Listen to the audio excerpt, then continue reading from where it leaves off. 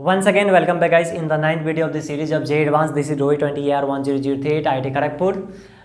आज टाइम कम है, थोड़ा फास्ट चलते हैं, ठीक है। आज आप लोगों के लिए बहुत एक धांसू क्वेश्चंस लेके आया हूँ, ठीक है। और कोलिजन को लेके है ये, और बेसिकली साइन हम लगाते हैं नहीं, जैसे कि कोई क्वेश्चन को सॉल्व करने के लिए हम क्या करते हैं कि मोमेंटम कंजर्वेशन लगाते हैं, फिर ई का रेजुलेशन देखते हैं, जो भी है। तो दो क्वेश्चन सॉल्व करके इस टाइप का क्वेश्चन करते हैं। अभी समझ में आएगा मैं क्या बोल रहा हूँ। तो वो मैंने क्या किया, दो इक्वेशन को सॉल्व करके एक इक्वेशन में कन्वर्ट किया यहाँ पे। अब ये इक्वेशन कितना इंपॉर्टेंट है, ठीक है, ये जे एडवांस का जब प्रीवियस ईयर क्वेश्चन कराऊंगा तो आपको समझ में आएगा, ठीक है। बहुत लोग इसे नेग्लेक्ट करके चलते हैं, बट आज इसका महत्व तो समझ में आप लोगों को आ जाएगा। उससे पहले हम छोटे छोटे चीज़ों को देखते हैं, कॉन्सेप्ट को समझते हैं, उसके बाद वो क्वेश्चन पे हम चलेंगे। और मैं बोलूँगा कि मैं जब ये कॉन्सेप्ट एक्सप्लेन कर दूंगा तो वीडियो पॉज करके खुद से ट्राई करना, और अगर अच्छे से ट्राई करोगे और समझ जाओगे कॉन्सेप्ट को तो आई थिंक 2 से 3 मिनट में तुम बना लोगे, ठीक है, विद इन उसके अंदर बना लोगे। ऑब्वियसली मुझे टाइम लगेगा, 10 मिनट के आसपास लग सकता है, क्योंकि मुझे एक्सप्लेन करने वाला हूँ, मैं आप लोगों को हर एक चीज़ एक्सप्लेन करने वाला हूँ, तो मैं भी 5 मिनट से ज़्यादा नहीं लूँगा, ठीक है। तो बिना देरी किए हुए स्टार्ट करते हैं, ठीक है। तो देखो टॉपिक का नाम क्या है, general equation for direct impact. Direct impact का मतलब क्या है, ये देखो सपोज ये एक्स एक्सिस है, इस पर 2 बॉल है, बॉल ए बॉल बी। बॉल ए जो है u1 वेलोसिटी से x direction positive x direction move कर रहा है, बॉल बी u2 वेलोसिटी से पॉजिटिव x डायरेक्शन मूव कर रहा है। एक टाइम आया होगा बीच में कहीं पे, ठीक है, जहाँ पे एक दूसरे को ये टकराए होंगे, तो यहाँ पे ये क्या हो रहा है, डायरेक्ट इम्पैक्ट हो रहा है, सीधा straight line direct head to head ऐसे टकरा रहा है, ठीक है। अब देखो इसी को बोलते हैं डायरेक्ट इम्पैक्ट, ठीक है। स्ट्रेट लाइन पे ये क्या है, ऐसे सीधा जा रहा है, ये 1 डायमेंशन समझ सकते हो, ठीक है। अब देखो हो क्या रहा है एक्चुअल में, यहाँ पे टकराने के बाद वेलोसिटी में कुछ चेंज आया, उसके बाद टकराने के बाद क्या हुआ कि बॉल ए जो है वो v1 वेलोसिटी से मूव कर रहा है, और बॉल बी जो है वो v2 वेलोसिटी से मूव कर रहा है, ठीक है। तो अगर मैं बोलूँ v1 v2 का वेलोसिटी का वैल्यू बताओ, v1 v2 कितना होगा, ठीक है। Obviously v1 v2 u1 u2 सब साइन के साथ है, तो उसमें टेंशन लेने की बात नहीं है, उसको बाद में समझते हैं। पहले ये मेन मुद्दा है कि v1 v2 कितना होगा। तो आप लोग सॉल्व करने जाओगे तो कैसे सॉल्व करोगे, एक तो कंजर्वेशन ऑफ मोमेंटम लगाओगे, एक फिर रेजुलेशन वाले जो इक्वेशन आते हैं उसे लगाओगे, यानी 2 इक्वेशन सॉल्व करना होगा, फिर जाके फिर सॉल्व कर पाओगे। उससे अच्छा मैंने क्या किया कि उन दोनों को कंबाइन करके एक इक्वेशन आता है, ठीक है। आई होप आप लोग बहुत लोगों को ये कॉपी में कराया भी होगा, आपके कॉपी में होगा, मे बी बहुत लोगों के नहीं होगा, ठीक है। तो उससे इशू नहीं है, इसका इंपॉर्टेंस क्यों है, तो अभी जो मैं क्वेश्चन कराऊंगा उससे तो ज़्यादा क्लियर हो ही जाएगा। उससे पहले मैं बोल दूं कि ये आपको याद रखना है, इस पे बेस्ड जे एडवांस में तो क्वेश्चन आते ही हैं, ठीक है, और जे मेंस में हमेशा आते हैं। तो ये आपका ना बहुत टाइम बचा देगा। लाइक 2 इक्वेशन को पहले 2 इक्वेशन में वैल्यू पुट करना, फिर दोनों को रिजॉल्व करना, काफ़ी टाइम कंज्यूमिंग है, ठीक है। उससे अच्छा कि आप सीधे इक्वेशन को याद रखो। कैसे याद रखना अभी मैं बताऊंगा, बट इसे याद रखना है, बहुत इंपॉर्टेंट ये है, होने वाला है, ठीक है। तो देखो याद कैसे रखना है, सबसे पहला बात। और यहाँ पे एक 2 चीज़ है, इसका मास कितना है, m1 है, इसका मास m2 है। ई क्या है, ई को समझना जरूरी है। ई है कोएफिशिएंट ऑफ रेस्टिट्यूशन, ठीक है, इसको पता नहीं रेस्टिट्यूशन भी बोलते हैं शायद, ठीक है। प्रोनाउंसिएशन में क्या रखा है, चलो समझ में आना चाहिए। ई समझ में आएगा क्या है, ई क्या बोले, कोएफिशिएंट ऑफ रेस्टिट्यूशन, और v1 क्या है, वेलोसिटी आफ्टर कोलिजन, ठीक है, किसका, ए का, और v2 किसका है, वेलोसिटी है of ball B after collision, ठीक है। m1 क्या है, मास ऑफ बॉल है, m2 mass of ball B, ठीक है। अब देखो v1 को मैंने क्या लिखा, v1 को लिखा u1 u2 को फॉर्म में लिखा है, देखो u1 u2 को फॉर्म में लिखा है। इसमें और क्या क्या है, मास m1 m2 है, और साथ में क्या है, e है। तो देखो दोनों में कॉमन क्या है, सबसे पहले लिखने का तरीका क्या है, सबसे पहले हम लिखेंगे u1 u2, अभी इसमें प्लस का साइन डालेंगे, ठीक है। लाइक इसे ठीक है, ऐसे समझो। इसको मिटाने के बाद फिर से एक बार बताऊंगा कि कैसे याद रखना है। दूसरी बात, इन दोनों वेलोसिटी में कुछ चीज़ कॉमन है, ध्यान से देखो। अगर मैं एक को याद कर लूँ ना तो दूसरा याद करने की जरूरत नहीं है। तुम बोलोगे भैया 2 इक्वेशन कैसे याद रखें, तो एक याद रखो, ठीक है। और टेक्निकली समझाता हूँ, देखो कैसे याद रखना है। तो देखो सबसे पहला बात, v1 को लिखना है तो तुम इतना स्पेस छोड़ के तुम u1 लिखोगे, फिर यहाँ पे u2 लिखोगे, अभी से प्लस साइन दोगे, फिर v1 पहले है तो यहाँ पे m1 लिख दोगे, और यहाँ पे m2 लिख दोगे, ठीक है। फिर माइनस लगाओगे, फिर m2, और फिर यहाँ पे 1 + e लिखोगे। बस इतना ऊपर वाले पार्ट को याद रखो, इतना और इतना, बस इतना तो याद रखना है। बाकी ध्यान से देखो, m1 + m2 यहाँ भी है, m1 + m2 यहाँ भी है। यहाँ क्या है, u1 है u2 है, तो मतलब आपको इस पूरे इक्वेशन में बस यही तो ये दो टर्म ये जो दिख रहा है यहाँ पे ऊपर वाले, इन्हें बस याद रखना है। क्या याद रखना है? पहले वाले में m1 माइनस m2 इंटू ई, और दूसरे वाले में क्या है 1 प्लस ई इंटू m2। बाकी क्या है u1 u2 m1 plus m2 m1 plus m2, u1 क्या मल्टीप्लीकेशन में पूरे के साथ, u2 मल्टीप्लीकेशन है पूरे के साथ। अब नीचे वाले को कैसे याद रखोगे? तो ध्यान से देखो, नीचे वाले को जब भी लिखना है तो सेम वही u1 u2 लिख दोगे, बीच में प्लस साइन दोगे और इतना इतना गैप दे दोगे, क्योंकि ये सब जो चीज़ें हैं उससे फिल करनी होगी, राइट। तो जब भी एग्जाम्स में अगर आते हैं तो डायरेक्ट ये फॉर्मूला फटाफट लिख लोगे, और नीचे वाले को याद नहीं रखना है कैसे लिखना है। तो देखो क्या करोगे, u1 u2 तो लिख दिए, बीच में प्लस डाल दिए, तो ये जो दिख रहा है ना 1 प्लस ई, यहाँ पे भी 1 प्लस ई, देखो क्रॉस, ठीक है, यहाँ पे है ये 1 प्लस ई, ओके। नीचे तो सेम है m1 plus m2 m1 plus m2, कोई दिक्कत नहीं है। फर्क इसमें ये है कि जब भी इसको लाओगे यहाँ पे क्रॉस करोगे तो बस यहाँ पे m2 था तो यहाँ पे m2 आ गया, ठीक है। सॉरी यहाँ पे m2 नहीं होगा, यहाँ पे m1 होगा, ठीक है, बाय मिस्टेकली मैंने लिख दिया था, ठीक है। तो करना क्या है, 1 प्लस ई लिखना है और यहाँ पे m2 है तो m1 डाल देना है, ठीक है। अब यहाँ पे आप सिमिलरली यहाँ पे भी वही है, इसी फॉर्मेट पे है, बस क्या हो गया m1 के बदले m2 लिखा है मैंने, ठीक है, और m2 के बदले m1 लिखा है, ठीक है। बाकी सारी चीज़ सेम है। तो मैं बोलूँगा इसको याद रखो, बाकी द फॉर्मेट कैसे मैंने बताया वैसे याद रखो, और इसको याद रखना ही पड़ेगा, टाइम बचाना है एग्जाम में तो इसे याद रखना ही पड़ेगा। मैंने अपने टाइम में भी जेईई एडवांस, जब मैं जेईई एडवांस जेईई मेंस का एग्जाम देता था तो इसे याद करके जाता था, क्योंकि मुझे पता था कि इससे क्वेश्चन आते हैं, ठीक है, काफ़ी इंपॉर्टेंट है ये, तो आप इसे याद रखिएगा। अब कुछ चीज़ें समझते हैं, ठीक है। यहाँ पे जैसे मैंने लिखा है केस 1 क्या लिखा है, E = 1, E = 1 का मतलब क्या हुआ, इलास्टिक कोलिजन। इलास्टिक कोलिजन का मतलब क्या हुआ तो उसे समझते हैं, बहुत इंपॉर्टेंट ये टर्म है इलास्टिक कोलिजन। इलास्टिक कोलिजन का मतलब क्या, सपोज एक तुमने एक फुटबॉल लिया, ठीक है, फुटबॉल को तुमने क्या किया, बहुत मेहनत करके जो भी है प्रेस किया, ठीक है, खाली को मत देना नहीं तो फोड़ देगा वो, खुद से ट्राई करना, कभी ऐसा करने की कोशिश करना, ठीक है। तो ऐसे प्रेस किया तुमने तो वो अंदर हल्का वो दबेगा, उसे छोड़ोगे फिर वो अपना शेप रिगेन कर लेगा, मतलब पूरा शेप रिगेन कर लेगा। तो वही होता है यहाँ पे। इस केस में क्या होता है कि बॉडी जो है ना अपना शेप फिर से पूरा रिगेन कर लेता है, ठीक है। वैसे एक्चुअल में रियल लाइफ में कभी ऐसा होता नहीं है, ठीक है, थोड़ा बहुत भी प्रभाव आता है, बट हम अभी उस पर नहीं जाएंगे, हम आइडियल केस देख रहे हैं, ठीक है। तो इस केस का मतलब क्या हुआ, बॉडी पहले ऐसे हुआ टकराने के टाइम में, फिर जैसी जैसी अलग हुए फिर से अपने रिगेन शेप में शेप को अपने रिगेन कर लिया, ठीक है। तो इसका मतलब ये हुआ।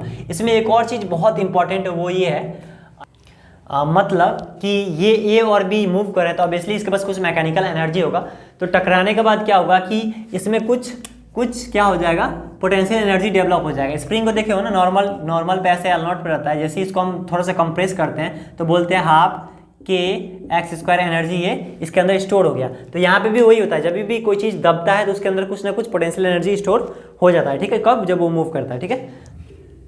एक्चुअली में होता क्या है कि जब ये बॉडी मूव करते होते हैं इसके पास कुछ मैकेनिकल एनर्जी होते हैं, ठीक है। इनके पूरे इन दोनों कर ले तो कंबाइन पूरा मैकेनिकल एनर्जी इनके पास कुछ होता है, ठीक है।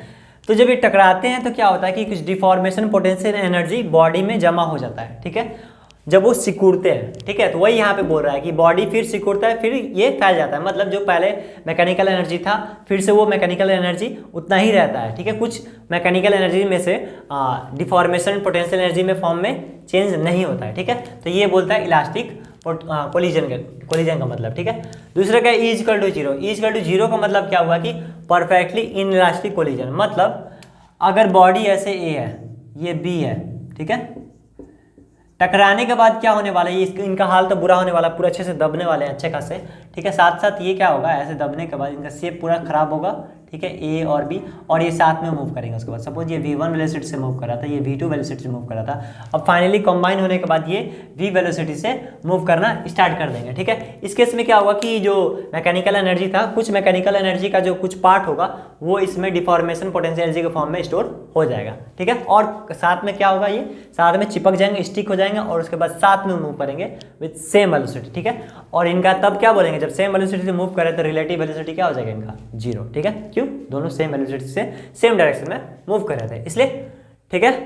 अब आओ थर्ड पॉइंट पे, यहाँ पे if E is greater than 0 less than 1, मतलब अगर ऑब्वियसली जब ये इनके बीच में होगा तो यानी इन दोनों को कंडीशन को के बीच में आ रहा है, मतलब ये E = 1 पे पूरा फिर से बन जा रहा था ना, रिगेन कर रहा था शेप, बट इस केस में क्या होगा कि पूरा शेप खराब नहीं होगा ना, पूरा शेप पूरा बन जाएगा, ठीक है। ये बीच में रहेगा, मतलब थोड़ा सा शेप खराब होगा ठीक है, बट पूरा शेप नहीं खराब होगा और पूरा पोटेंशियल जो रीगेन शेप भी नहीं करेगा, ठीक है। तो ये दोनों के बीच में लाई करेगा। बात समझ में आई मैंने क्या बोला? ये इंपॉर्टेंट है, इसे अभी समझ लो, अच्छे से क्लियर कर लो चीज़ों को। वीडियो पॉज करके एक बार समझने की चीज़ों को कोशिश करो, ठीक है। आई थिंक अब कुछ पॉइंट्स नहीं रहा इसमें बताने को। आगे अगर चाहोगे तो इस पर भी वीडियो बना दूंगा कि रिलेशन आया कैसे, ठीक है। उसके लिए कोई इशू नहीं है। फिलहाल अभी हम लोग के पास टाइम नहीं है, तो हम लोग बहुत कम टाइम में ज़्यादा चीज़ कवर करने की कोशिश कर रहे हैं, ठीक है। तो स्टार्ट करते हैं क्वेश्चन के साथ, ठीक है। तो अभी से मैं मिटा देता हूँ और फिर क्वेश्चन में फोकस करते हैं। तो चलो एक बार क्वेश्चन पढ़ लेते हैं, ठीक है। आप लोग भी पढ़ लो, मैं भी पढ़ लेता हूँ। क्वेश्चन क्या बोला? 3 objects A, B, C are kept in a straight line on a frictionless horizontal surface. Okay, these have masses m, 2m m respectively. उसके बाद क्या बोला है? The object A moves toward B with speed 9 metre per second and make an elastic collision with it. ठीक है, पहले elastic collision हो रहा है, ठीक है, यानी E का वैल्यू कितना होगा हमारा 1। ओके, उसके बाद पढ़ते हैं। उसके बाद क्या बोला? इलास्टिक कोलिजन विथ इट, ठीक है। Thereafter B makes completely inelastic with C. उसके बाद बी सी से टकरा रहा है with in completely inelastic बोला है, ठीक है, मतलब ई का वैल्यू 0 उस समय होगा। ओके, उसके बाद क्या बोला? All the motions occur on the same straight line, find final speed in metre per second of object C. और ये क्वेश्चन 2009 में जे एडवांस में पूछा गया है, ठीक है। तो चलो सॉल्व करते हैं। तो देखो, सबसे पहला बात, क्वेश्चन में क्या दे रखा है? एक ये मेरे पास सपोज ये मेरा ग्राउंड ही है ऐसे मान लो, या फिर स्ट्रेट लाइन है, जो भी है। यहाँ पे क्या है? एक ब्लॉक रखा गया है, ठीक है, इसका नाम देते हैं ए। एक ये ब्लॉक है, इसका नाम है बी, और यहाँ पे एक है सी, ठीक है। तो हो क्या रहा है? ये ब्लॉक u1 वेलोसिटी से इधर की ओर जा रहा है, इसका वेलोसिटी u2 वो कितना है इधर की ओर 0, कुछ नहीं है, रेस्ट में तो ऐसे ही रहने देते हैं, ठीक है। रेस्ट में तो u2 0 डाल सकते हैं, ठीक है, कोई इशू नहीं है। उसके बाद ये कितने 9 मीटर पर सेकेंड की स्पीड से इससे टकरा रहा है। उसके बाद बोल रहा है क्या कि फिर ये इससे टकराएगा, ठीक है, ये इससे टकरा रहा है, तो यहाँ पे ई का वैल्यू कितना रखना है 1, परफेक्टली इलास्टिक, ठीक है। दूसरा नंबर बात, जब ये फिर मोशन में जब आएगा तो ये इसको टकराएगा, इससे टकराएगा, तो ये बोल रहा है ई का वैल्यू 0, मतलब ये बाद में साथ में क्या होगा? जब 0 होता है तो इसका मतलब क्या है? फाइनली ये, इसके बाद क्या होगा मेरा? फाइनली ये दोनों साथ में चिपक के कांस्टेंट वेलोसिटी से मूव करेंगे, ठीक है। तो मुझे क्या पूछा है? फाइनल वेलोसिटी बताना है सी का। ओके, अब हमें क्या करना है? ये कैसे मोशन करे, मुझे हम लोगों को ऐसा कुछ लेना देना नहीं है, ठीक है। अगर जिसको एनालिसिस करना है ठीक है, अगर जिसको नहीं पता है कुछ तो वो सिंपल इसका यूज करने वाला है, E = 1 E = 0 इस इक्वेशन में पुट कर करके आंसर निकालने वाला है। तो सबसे पहले हमें तो ये निकालना होगा कि ये किस वेलोसिटी से मूव कर रहा है आगे की ओर, है ना। तो एक काम करते हैं, सबसे पहले तो आफ्टर कोलिजन केस 1 ले लेते हैं, केस 1 को देखते हैं, ठीक है। केस 1 का मतलब क्या है? ए बी का एनालिसिस करते हैं, ए और ये क्या मेरा है बी, है ना। इधर की ओर क्या मूव कर रहा है? कितना स्पीड से 9, और ये कितना 0 से इधर की ओर मूव कर रहा है, ठीक है। तो टकराने के बाद फाइनली मेरा जो यहाँ पे v1 कितना आने वाला है वो निकालेंगे, और v2 कितना आने वाला है। v1 किसको रिप्रेजेंट कर रहा है? इसका वेलोसिटी, और v2 इसका वेलोसिटी, ठीक है, b का। तो निकालते हैं, सबसे पहले v1 निकालते हैं। तो अब इस इक्वेशन का यूज करने वाला है। इसका मास कितना है m, इसका मास कितना है 2m, इसका मास कितना है m, ठीक है। तो बस अब कुछ नहीं, इस इक्वेशन में पुट करना है हमें। तो चलो देखते हैं क्या हो जाएगा। सबसे पहला बात, इसका वेलोसिटी कितना है 0, तो यहाँ u2 कितना होगा 0, यानी ये पूरा टर्म कितना होने वाला है?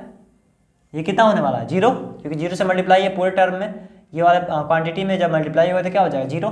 तो मेरे पास बचा सिर्फ ये, ठीक है। तो अब इसको हम लोग मेनली फोकस करेंगे। इस इक्वेशन में भी ध्यान से देखो, जब v2 निकालेंगे इसका यूज करके, तो यहाँ u2 कितना है u2 0, तो इसका कोई काम ही नहीं है, मतलब ये इसका कोई काम का नहीं है, ठीक है। बस मुझे इस पर फोकस करना है। तो चलो v1 निकालते हैं, m1 जिसका मास m है डाल दिए, माइनस m2 जिसका मास 2m है। e का वैल्यू कितना है? फर्स्ट केस के लिए 1 डाल देते हैं, ठीक है, और डिवाइड कर देते हैं दोनों का सम, दोनों का मास का सम, ये m है ये 2m है, तो कितना हो जाएगा m + 2m इंटू, और इसका वेलोसिटी u1 कितना है? u1 9, ठीक है। तो फाइनली देखते हैं कितना आ रहा है। तो इसमें से कैंसिल होने के बाद कितना आ जाएगा? -m/3m इंटू 9, फाइनली कितना हो जाएगा? -3 मीटर पर सेकेंड। मतलब ये ए इससे टकराने के बाद ये ए वापस पीछे जाने वाला है, कितने स्पीड से, 3 मीटर पर सेकेंड की स्पीड से वापस पीछे जाएगा। ठीक है, चलो अब V2 निकाल लेते हैं। V2 कैसे निकालेंगे, सेम वही प्रोसीजर, 1 प्लस ई का वैल्यू कितना रखना है, 1 रख दिए। M1 का वैल्यू कितना है, M1 का वैल्यू M ही है तो M रख देंगे, divided by M1 plus M2, M कितना है M और 2M यानी 3M। ठीक है, और इनटू U1 का वैल्यू कितना है 9, सो ये कितना हो जाएगा 2 इंटू M से M कट गया, 3 इधर 3 यानी 6 मीटर पर सेकेंड। यानी ये बॉल इधर की ओर कितना स्पीड से जाने वाला है, 6 मीटर पर सेकेंड, यानी फाइनली ये कितना जाएगा 6 मीटर पर सेकेंड की स्पीड से इधर की ओर मूव करेगा। अब पहला हमारा काम यही था कि बी का स्पीड निकालना था, वो हमने निकाल लिया।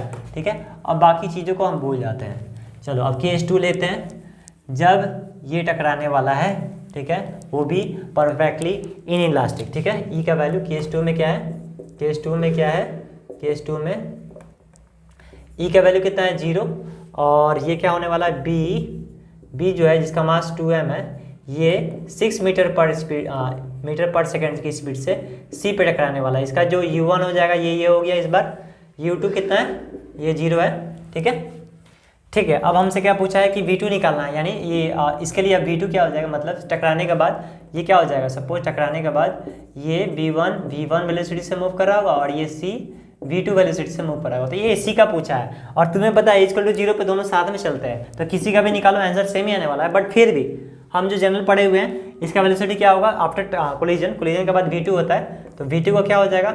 इस बार देखो ध्यान से फिर से, ये इक्वेशन में U1 कितना है 6, U2 कितना है 0, U2 कितना है 0, तो फिर ये वाला टर्म खत्म हो जाएगा, तो मेरे पास फिर यही बचेगा सिर्फ। तो फिर मैं वही लगाने वाला हूँ, 1 प्लस ई का वैल्यू इस बार कितना लेंगे 0, M1 का वैल्यू कितना है इस बार 2m, ठीक है, डिवाइडेड बाई दोनों का मास का सम। ठीक है, तो m 2m प्लस m, इसका अब 2m और इसका m, ठीक है, इनटू वेलोसिटी U1 क्या है, U1 कितना है 6। ठीक है, तो डालते हैं 1 इंटू 2 डिवाइडेड बाई, तुम्हें दिख रहा है कि नहीं, हाँ रुक जाओ ऊपर लिखते हैं। ठीक है, 1 इंटू 2 इंटू 6 डिवाइडेड बाई 3, तो 2 यानी 4। ठीक है, तो मेरा कितना आ गया 4 मीटर पर सेकेंड की स्पीड से ये मूव करेगा। ठीक है, कौन C, और तुम्हें पता है C और B साथ में मूव करने वाला है। ठीक है, तो कुछ समझ में आया कैसे क्या मैंने तो देखा इस इक्वेशन का कितना मतलब ये कितना महत्वपूर्ण है, अब समझ में आया होगा इस क्वेश्चन से। जे एडवांस का क्वेश्चन बस ये 2 इक्वेशन से सॉल्व हो गया, समझ रहे हो, अपने आप में बहुत बड़ी बात है। ठीक है, तो अब समझ में आया होगा इस इक्वेशन का पावर कितना ये पावरफुल है और इक्वेशन में कितना पोटेंशियल है। ठीक है, तो आई होप ये क्वेश्चन और ये जो मैंने बताया आप लोग याद रखोगे। क्वेश्चन तो याद मत रखना क्योंकि दोबारा क्वेश्चन आने वाले नहीं, बट इस कॉन्सेप्ट पे, इस फॉर्मूले पे क्वेश्चन फ्यूचर में आ सकते हैं। JMS में तो आएंगे ही ऑब्वियसली, बट एडवांस में भी आने की प्रोबेबिलिटी है। तो प्लीज़ एक बार इस फॉर्मूले को याद करके एडवांस में जाना। ठीक है, पिछले और भी बहुत सारे मैंने इस टाइप के वीडियोस डाले हुए हैं, तो जिन्होंने भी वो वीडियो नहीं देखा प्लीज़ जाके उसे देखिए। ठीक है, और वीडियो अच्छा लगा तो प्लीज़ लाइक कीजिए, उससे थोड़ा मोटिवेशन मिलता है मुझे। ऑब्वियसली मोटिवेशन की कमी नहीं है, पर फिर भी मोटिवेशन एक्स्ट्रा मिल जाता है। ठीक है, और चैनल को सब्सक्राइब कर सकते हो ताकि आगे इस तरह के जो भी वीडियोस आएँ मिस ना हो। साथ साथ जो जिन्होंने भी संडे स्पेशल मैं अभी सीरीज़ लॉन्च किया, हर संडे कुछ टिप्स वगैरह डाल रहा हूँ, तो आप उसे एक बार देखो तो हर एक चीज़ क्लियर हो जाएगी। उसमें मैं एक्चुअली में संडे स्पेशल में चल के रहा है। ठीक है, तो पढ़ते हैं, तुम भी पढ़ो मैं भी पढ़ता हूँ, मिलते हैं नेक्स्ट वीडियो में।